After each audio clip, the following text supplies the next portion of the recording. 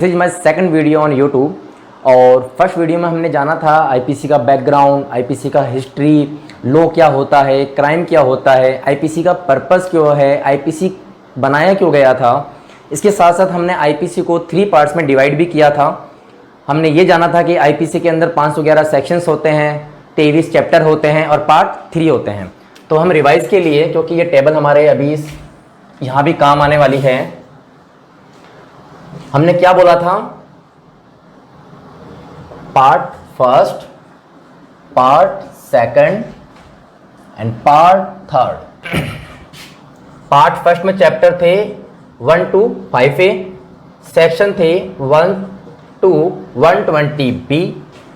Part second के अंदर chapters थे 6 से 15, सेक्शंस थे 121 से 298 and part third is last 16 से 23 और 299 से 511।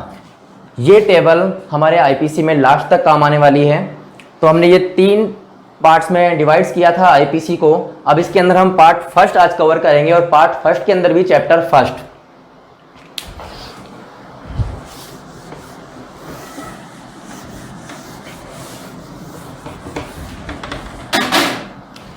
तो हम एक और टेबल बनाते हैं पार्ट फर्स्ट की। पार्ट फर्स्ट में कितने चैप्टर्स हैं?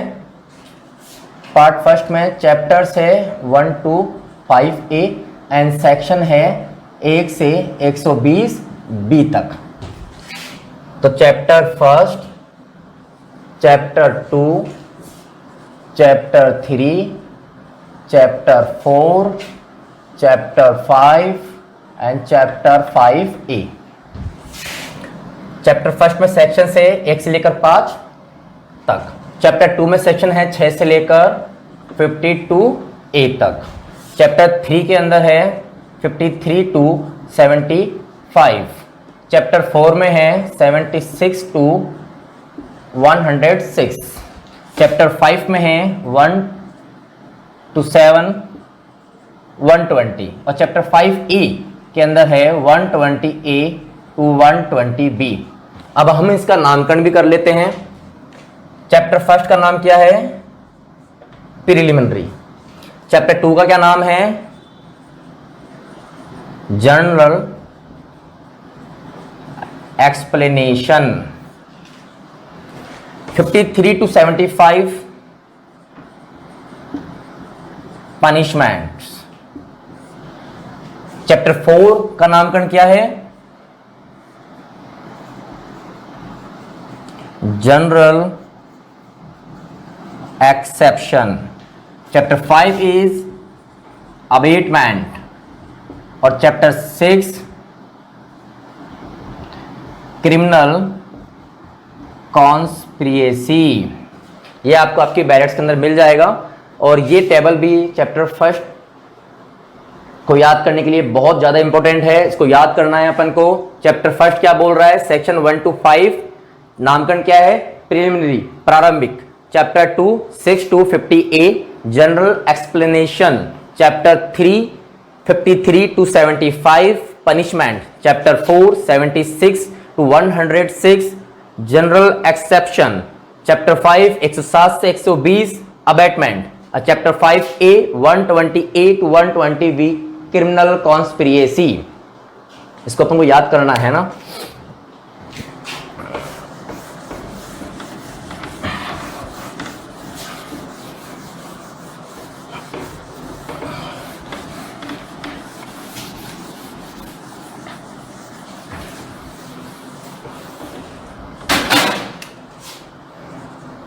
अब हम करेंगे चैप्टर फर्स्ट आईपीसी का, जो हमारा आज सेकंड वीडियो कहता है।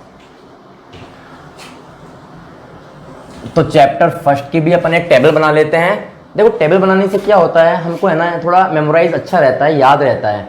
कंटिन्यू 1 से लेकर 511 सेक्शन तक कंटिन्यू याद करना हमारे लिए काफ़ी डिफिकल्ट हो जाता है। तो इसको अपन क्या करते हैं, कुछ चैप्टर्स में डिवाइड करते हैं। पहले अपन ने पार्ट्स में डिवाइड किया, फिर चैप्टर्स में डिवाइड किया और फिर चैप्टर्स को भी हम क्या कर रहे हैं, यहाँ पर टेबल्स में डिवाइड कर रहे हैं हर एक सेक्शंस को, जिससे हमको क्या होगा, याद करने में आसानी रहेगी। क्योंकि हमारे पास में क्या है, बर्डन बहुत रहता है सब्जेक्ट्स का, इसलिए हम ऐसा कर रहे हैं।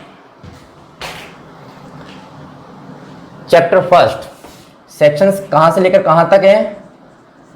1 से लेकर 5 तक। तो सेक्शन फर्स्ट, सेक्शन 2,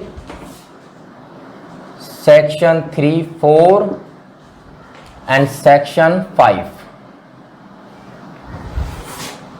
इसका क्या नाम है? वो शॉर्ट टाइटल एक्सटेंट। सेक्शन 2 क्या कहते हैं हम इसको?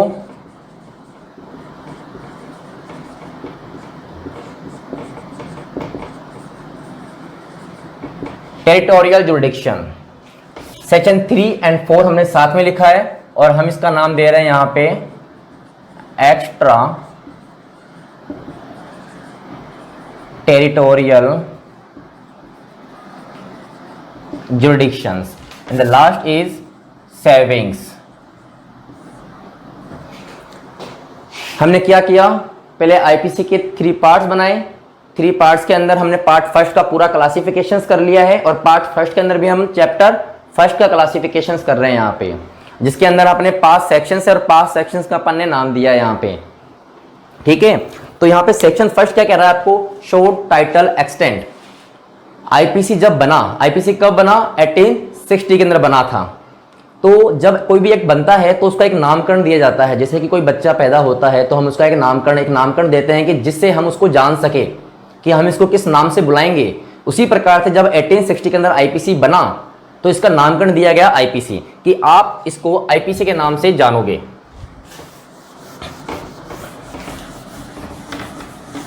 और यह बात हमको सेक्शन फर्स्ट कहता है। क्या कहता है सेक्शन फर्स्ट? हमें 4-5 बातें बोलता है हमको। पहली बात बोलता है कि इस एक्ट का नाम क्या है? इंडियन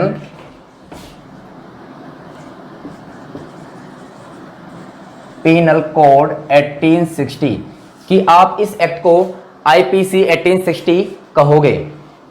दूसरी बात ये हमको बोलता है कि this act apply all of India. पहले क्या था, एक कॉन्सेप्ट ये खत्म हो गया है आपके लिए कि पहले हमको बोलना पड़ता था कि this act apply whole of India except state of Jammu and Kashmir. तो ये कॉन्सेप्ट खत्म हो गया है after amendment under article 370 of constitution. इसमें क्या हुआ? अमेंडमेंट हुआ है और अब जितने भी हमारे सेंट्रल एक्ट्स हैं वो जम्मू कश्मीर पे भी अप्लाई होंगे। जैसे कि आईपीसी हो गया, आपका सीआरपीसी हो गया, सीपीसी हो गया, और भी जितने भी सेंट्रल एक्ट्स हैं आपके वो जम्मू कश्मीर पे अप्लाई होंगे। 370 के अंदर आपको जो इस जम्मू कश्मीर था उसको एक स्पेशल प्रोविजन दे रखा था, एक स्पेशल स्टेट था वो। तो अब क्या है, ये सब कुछ नॉर्मल कर दिया गया है। अब कोई आपको स्पेशल परमिशन की जरूरत नहीं है किसी भी एक्ट को वहां पे अप्लाई करने के लिए। और इसका एक खुद का एक्ट भी बन गया है, Jammu and Kashmir reorganisation act 2019, जिसमें यह भी बताया गया है आपको कि जो जम्मू एंड कश्मीर का जो पार्लियामेंट होगा वो भी क्या होगा? इंडियन पार्लियामेंट के रेफरेंस में ही होगा, क्योंकि अब वहां पे कोई स्पेशल प्रोविजन तो है ही नहीं। तो जैसे कि अदर स्टेट है उसी प्रकार से आपका जम्मू कश्मीर स्टेट है। ठीक है, तो कहने का क्या कॉन्सेप्ट है यहाँ पे कि जो आपका आईपीसी है वो जम्मू कश्मीर पे भी अप्लाई होगा। तो दूसरी बात हमने बोली, this act applies to whole of India। Third बात हम क्या कहेंगे? This act come in force 1 जनवरी 1862। कब फोर्स में आया था? 1 जनवरी 1862 को, और बना कब था? 1860 को, 2 को आया था। ये हमें कुछ चीजें हमको सेक्शन फर्स्ट बताता है कि इसके एक तो हमने नामकरण दिया, फिर ये बताया कि ये लागू कब हुआ, 1862 के अंदर हुआ, और ये बताया कि ये कहाँ कहाँ अप्लाई कर सकते हो आप इसको आईपीसी को। तो आप कहते हो कि जहां जहां तक भारत की टेरिटरी है वहां वहां सब जगह आपका आईपीसी अप्लाई होता है।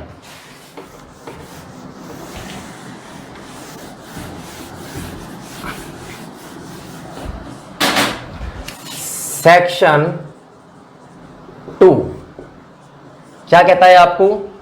सेक्शन 2 आपको एक जनरल बात कहता है, छोटी सी बात बोलता है कि अगर कोई भी अपराध भारत की टेरिटरी में होता है तो उस पर सेक्शन 2 अप्लाई होगा, चाहे वो कोई भी व्यक्ति हो। Every person is liable under section 2 if any offence committed in Indian territory, चाहे वो सिटीजन हो या नॉन सिटीजन हो, अगर कोई भी अपराध हुआ है आईपीसी के तहत तो वह पनिशेबल होगा।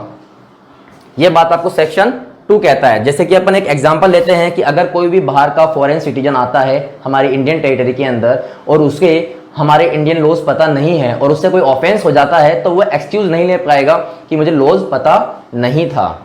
इसके लिए हमारे पास एक लैटिन मैक्सिम भी होता है, ignorance of law is not excusable. ये हम लास्ट में कवर कर लेंगे इस चीज को। तो अभी हम यहाँ पे केवल सेक्शन 2 समझ रहे हैं जो ये कहता है कि every person is liable under section 2, चाहे वो सिटीजन हो चाहे वो नॉन सिटीजन हो। अगर हमसे कोई अपराध होता है तो आईपीसी सेक्शन 2 कहता है कि आपको भी पनिशमेंट दी जाएगी। और अगर कोई व्यक्ति बाहर का है जो इंडिया में नहीं रहता है, फॉरेनर है, नॉन सिटीजन है, अगर उससे भी हमारे भारत के अंदर इंडियन टेरिटरी के अंदर कोई भी अपराध होता है तो उस पर भी एज इट इज जैसे हमारे ऊपर अप्लाई हो रहा है सेक्शन 2, उसी प्रकार से उस पर भी अप्लाई होगा। कोई भी डिफरेंस नहीं किया जाएगा। और सेक्शन 2 बात किसकी करता है? टेरिटोरियल जुडिक्शंस की, सिर्फ और सिर्फ इंडियन टेरिटरी की बात करता है। फिर आता है थर्ड चीज आपके ऊपर, एक्स्ट्रा टेरिटोरियल जुडिक्शंस, जिसमें हमने सेक्शन 3 और सेक्शन 4 को डिवाइड किया था। तो सेक्शन 3 और सेक्शन 4, जो सेक्शन 4 है वो सेक्शन 3 का क्या है? एक्सटेंड प्रोविजन है। मतलब सेक्शन 3 से थोड़ा सा आगे आपको बताता है। सेक्शन 3 क्या बताता है आपको? बियॉन्ड जुडिक्शन। दोनों ही बियॉन्ड जुडिक्शन की बात करते हैं पर थोड़ा थोड़ा डिफरेंस की बात करता है। सेक्शन 3 आपको यह कहता है कि अगर कोई भी व्यक्ति से हमारे इंडियन टेरिटरी के बियॉन्ड जुडिक्शन कोई अपराध होता है, मतलब कि आप बाहर कहीं जाते हो ट्रिप पे, यूएसए जाते हो, जापान जाते हो, कहीं भी जाते हो, यूके जाते हो, और वहां पे अगर आप कोई अपराध कर देते हो तो यह माना जाएगा कि आपने इंडिया में ही अपराध किया है और आपके ऊपर आईपीसी लागू होगा और आईपीसी के तहत ही आपको पनिशमेंट दी जाएगी। ये सेक्शन 3 आपको कहता है। सेक्शन 4 आपको क्या कहता है? सेक्शन 4 आपको 3 बातें बोलता है, जो कि सेक्शन 3 ने तो एक बात बोल दी आपको कि भाई कोई भी व्यक्ति जो कि बाहर जाके कोई अपराध करता है, beyond jurisdictions of territory of India से कोई अपराध करता है तो उसके ऊपर सेक्शन 3 अप्लाई हो जाएगा और हम ऐसा ही प्रिजम्पशन लेंगे कि उसने इंडिया में अपराध किया है। ये बात तो सेक्शन 3 ने बोल ही दिया। सेक्शन 4 थोड़ा एक्सटेंड बोलता है और बातें करता है, हमको 3 बातें बताता है। पहली जो सेक्शन 3 ने बोल दी, बियॉन्ड जुरिडिक्शन। दूसरी बात बोलता है ये आपको एयरक्राफ्ट, शिप, और थर्ड बात बोलता है ये आपको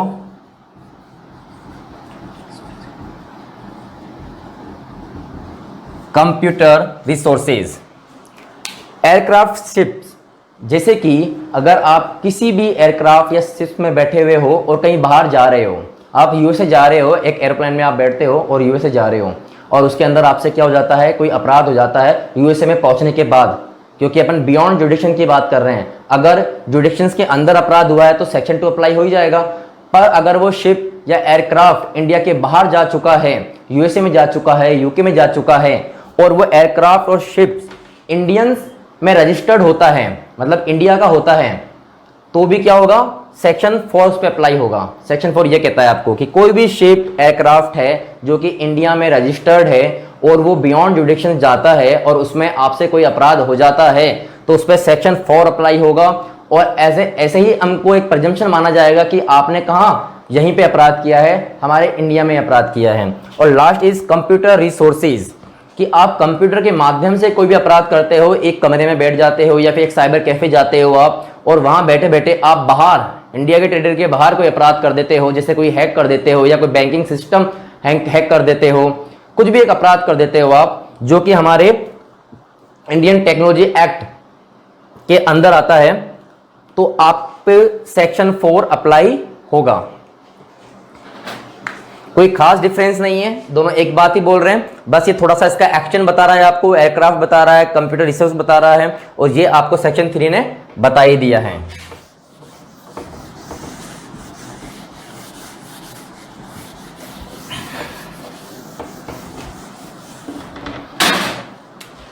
सेक्शन 5 क्या कहता है आपको? सेविंग्स के बारे में कहता है।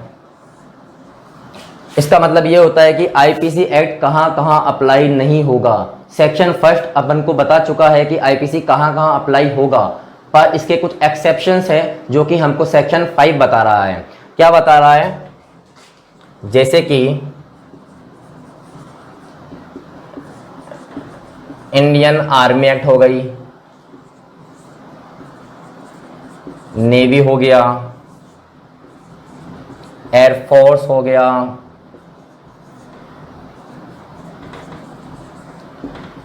स्पेशल एक्ट हो गया, लोकल एक्ट हो गया। इन सब पर आईपीसी अप्लाई नहीं होगा, क्योंकि देखो इन तीनों के तो क्या है, इन तीनों एक्ट्स की खुद की कोर्ट होती है, खुद के एडवोकेट्स होते हैं। फॉर एग्जाम्पल अपन लेते हैं तो अगर आपने एक रुस्तम मूवी देखी है तो रुस्तम मूवी में अक्षय कुमार के ऊपर एक मर्डर का एलिगेशंस लगता है। जब उसको हमारी इंडियन कोर्ट्स में लेके जाया जाता है तो इंडियन नेवी में था वो, तो नेवी ऑफिसर्स वहाँ आते हैं और वहाँ पे क्या कहते हैं कोर्ट को, ये कहते हैं कि इसको हम हमारी कोर्ट में लेके जाएंगे, नेवी कोर्ट में लेके जाएंगे और इसकी ट्रायल वहीं चलेगी। वहाँ पे उनके खुद के ऑफिसर्स होते हैं, खुद के ही मजिस्ट्रेट्स होते हैं, खुद के ही प्लीडर एडवोकेट्स होते हैं। बट और लास्ट हम बोल रहे हैं special acts and local acts. इसको भी हम थोड़ा सा डिस्क्राइब कर लेते हैं, समझ लेते हैं।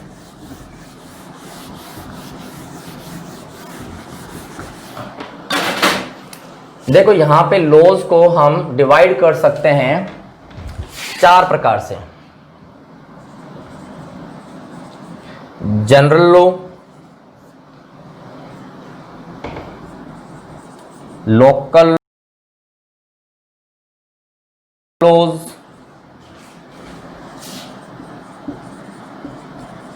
Special law and personal laws.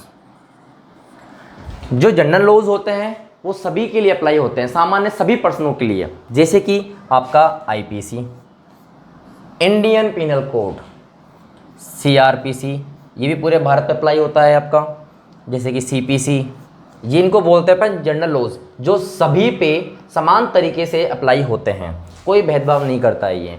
Local laws जो आपके लोकल, इट मीन्स जहां आप स्टेट में रहते हैं उनके कुछ लोकल लॉज भी होते हैं जो कि सिर्फ उसी स्टेट पे अप्लाई होता है, जैसे कि आपका म्युनिसिपैलिटीज एक्ट हो गया, आपका रेंट कंट्रोल एक्ट हो गया। ये क्या होता है, सब स्टेट का अलग अलग होता है, म्युनिसिपैलिटी, नगर निगम, रेंट कंट्रोल एक्ट सबका। स्पेशल लॉज ये सिर्फ एक कुछ स्पेशल लोगों के लिए बनाए गए हैं, सभी के लिए अप्लाई नहीं होते हैं ये, जैसे कि SC ST एक्ट, जैसे कि JJ एक्ट, बच्चों के लिए बनाया गया है पॉक्सो एक्ट, ठीक है। पर्सनल लॉ जो आपके खुद के पर्सनल होते हैं, पर्सनल, जैसे कि Hindu marriage act, Hindu adoption and maintenance act, ये सब पर्सनल लॉज होते हैं। तो यहाँ पे हम लोग को 4 प्रकार डिस्क्राइब कर सकते हैं। तो आईपीसी का सेक्शन 5 क्या कहता है कि वो एक तो स्पेशल लॉज पे और एक लोकल लॉज पे अप्लाई नहीं होगा। अब लास्ट हम कह रहे थे, एक लैटिन मैक्सिम की बात कर रहे थे हम कि ignorance of law is not excusable. इसका मतलब क्या है? इसका मतलब वैसे आपको पता होगा, पर हम थोड़ा सा और डिस्क्राइब कर लेते हैं। हमने बोला है ignorance of law is not excusable. अगर आप लॉ को इग्नोर करते हो तो उसका कोई एक्सक्यूज नहीं दिया जाएगा आपको, ठीक है। अगर आप कहते हो कि मुझे ये लॉज का पता ही नहीं था, जैसे कि एक लॉ बना, जैसे अपन ने पहले भी एक एग्जांपल डिस्क्राइब किया था हमारे फर्स्ट वीडियो के अंदर, कि अगर आप ट्रैफिक रूल्स बना है कि आपको 2 हेलमेट पहनना कंपलसरी है अगर बाइक पे 2 जने जा रहे हैं तो, और आपको नहीं पता है, तो वहाँ पे आपको एक्सक्यूज़ मिलेगा या आपका चालान कटेगा? डेफिनेटली आपका चालान कटेगा, कोई एक्सक्यूज़ नहीं दिया जाएगा। तो वहीं ये मैक्सिम कहता है कि ignorance of law is not excusable, कि अगर आप लॉ को इग्नोर करते हैं या आपको लॉ नहीं पता है या आपको लॉ की अवेयरनेस नहीं है तो उसका कोई भी एक्सक्यूज़ नहीं दिया जाएगा। क्यों नहीं दिया जाएगा? इसके 3 पॉइंट्स है। पहला बोलता है लॉ इज डेफिनेट। लॉ जो है वो क्या है? डेफिनेट है। जितना भी लॉ बना है वो आपको पता होना चाहिए। ये एक लीगल प्रजम्पशन मान लिया जाता है कि अगर कोई भी लॉ बन गया है तो वो आपको पता है। अगर आपको नहीं भी पता है तो उसका कोई एक्सक्यूज़ नहीं मिलेगा आपको। दूसरी बात ये होता है कि अगर आपको किसी भी रियल में आपको किसी लॉ के बारे में नहीं पता है और अगर आप कोर्ट में जाते हो तो आप कोर्ट को कहते हो कि मुझे तो इस लॉ का पता ही नहीं था, ये लॉ कब बना, मुझे इसकी अवेयरनेस नहीं थी, तो कोर्ट के लिए क्या हो जाता है? बहुत डिफ़िकल्ट हो जाता है ये जानना, ये पता करना कि आपने जानबूझ के किया है या फिर आपको रियल में नहीं पता इस चीज़ का। क्योंकि फिर हर व्यक्ति क्या करेगा? कोर्ट में जाके यही कहेगा कि यार मुझे तो लॉ का पता ही नहीं था, और कोई भी अपराध कर देगा। तो इसलिए आपको कोई भी एक्सक्यूज़ नहीं दिया जाता है। ये एक लीगल प्रजम्पशन है, मान लिया जाता है, हमने मान लिया कि आपको लॉ का पता है अगर कोई भी लॉ बन गया है तो सेकंड बोला हमने एक्सट्रीमली डिफ़िकल्ट। तीसरा बोला हमने ये किस प्रिंसिपल पे काम करता है? नेचुरल जस्टिस पे, कि every person is equal before the law. हर व्यक्ति समान है लॉ के सामने। और ये किस पे बेस है? नेचुरल जस्टिस पे, कि हर व्यक्ति, चाहे कोई भी व्यक्ति हो, चाहे किसी भी पोस्ट पे हो, अगर उससे किसी भी लॉ का वायलेशन हुआ है तो उसको पनिशमेंट मिलेगी। वरना हर व्यक्ति क्या कहेगा? इसी चीज़ का एक्सक्यूज़ लेगा कि सर मुझे तो पता ही नहीं था, मुझे ये लॉ कब बना। तो ये नहीं चलेगा, है ना। इससे क्राइम्स का जो रेशियो होगा वो बढ़ जाएगा। तो हमने आज चैप्टर 1 के अंदर 5 सेक्शंस को पढ़ा है। सेक्शन 1 में हमने इसका नामकरण किया है और ये बताया है कि आईपीसी कब अप्लाई होता है, कब बना, कब फोर्स में आया, कहाँ अप्लाई होता है। सेक्शन 2 हमने जाना है कि भाई आईपीसी के तहत अगर कोई भी व्यक्ति अपराध करता है, एवरी पर्सन वर्ड यूज़ किया गया है, it means citizen and non citizen. 3 4 extra territorial offence है और सेक्शन 5 सेविंग है।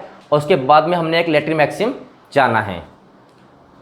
ठीक है, फिर नेक्स्ट वीडियो के साथ मिलते हैं अपन। Thank you.